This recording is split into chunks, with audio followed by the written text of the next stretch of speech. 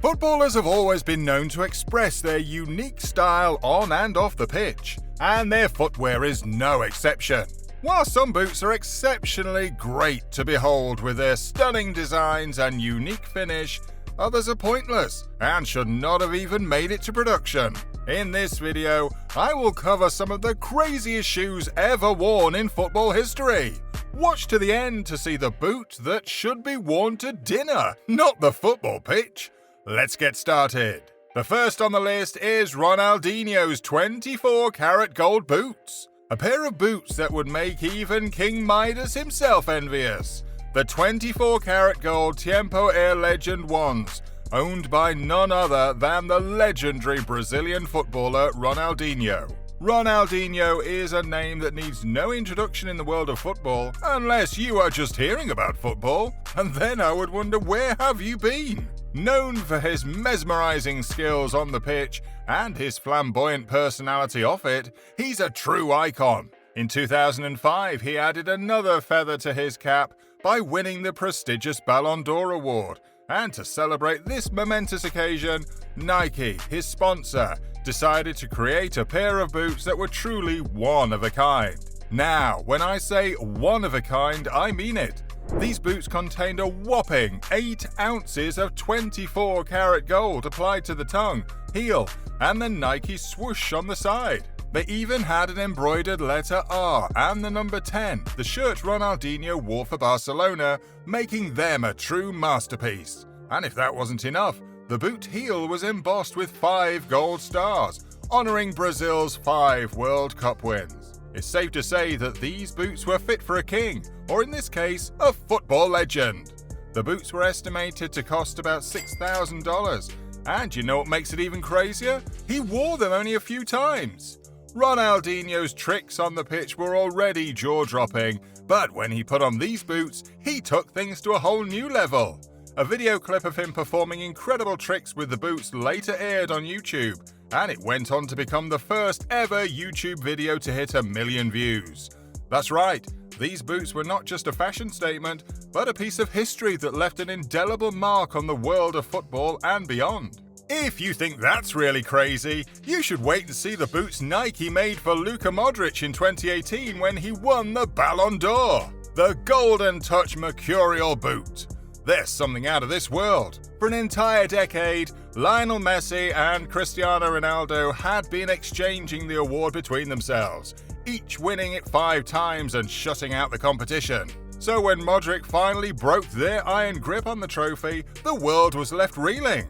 To celebrate this groundbreaking moment, Nike pulled out all the stops and crafted a pair of more unique and beautiful boots than all of Ronaldo's Ballon d'Or boots combined. These boots are a true masterpiece, covered in a breathtaking fingerprint design and dubbed the Golden Touch. The name perfectly captures the significance of Modric's historic achievement. Just imagine being able to touch the Ballon d'Or trophy for the very first time after a full 10 years of the 2 greatest footballers of our time holding it in a vice-like grip. That touch is nothing short of golden. The boots themselves are a sight to behold. The clean silver design is perfectly accented by a black Nike swoosh decorated with gold trim, while the heel of the boots featured the Mercurial logo, designed in gold in the shape of a thumbprint. It's a stunning design that perfectly captures the significance of Modric's victory and the unique imprint he's made on football history. Talking about designs that capture the significance of footballers' victory, I want you to answer this question. What exactly does Balotelli's Puma Evo Power MB9 capture? Stunning does not describe this. I'd rather say shocking. Or aren't you shocked? Why does this have a tuft of hair at the heel? And why the hell would someone ever want to wear this? Okay, I understand. Sportswear manufacturers sometimes want to try different things to create something peculiar to footballer clients. And in this case, Puma decided to release the boots edition characteristic of Balotelli's mohawk hairstyle. However, they went a little bit too far with the customization here. Yeah, the boots feature the famous "Why Always Me?" known with the Italian footballer, and there's no issue with that, but the hair at the back of the boot just kinda gives the "Why Always Me" trademark a better meaning. Balotelli should direct that question to Puma, really. Let me not even talk about the completely useless ball Puma also released with the same hair feature. But that's not all about Puma's bizarre creativity. They came up with another crazy idea and created the Puma Evo Speed 1.2 camo boot. It features an eye-catching design of random-sized polka dots in shades of sachet pink and virtual pink that are impossible to ignore. According to Puma, the distinctive camo graphic on the boots disguises the latest Evo Speed technology. But let's be honest, the first thing that comes to mind is Minnie Mouse. Don't get me wrong, it's a cool design, at least cooler than the next boots I'll be talking about. But I can't help but wonder if the designer got the idea from his little daughter. That's just a joke though. It was said to be inspired by the Ishihara test for colorblindness. Weird though. Let's leave Puma with their inspiration and talk about this. Yohji Yamamoto Adizero F50. Oh, before that, Puma used the catchphrase, "Blink and they'll be gone," to advertise them. I suppose that's intended for the Evo Speed technology. However, I'd rather say that it seems appropriate given the way Sergio Aguero ditched the garish design not long after he was given it. So, about the Yohji Yamamoto Adizero F50.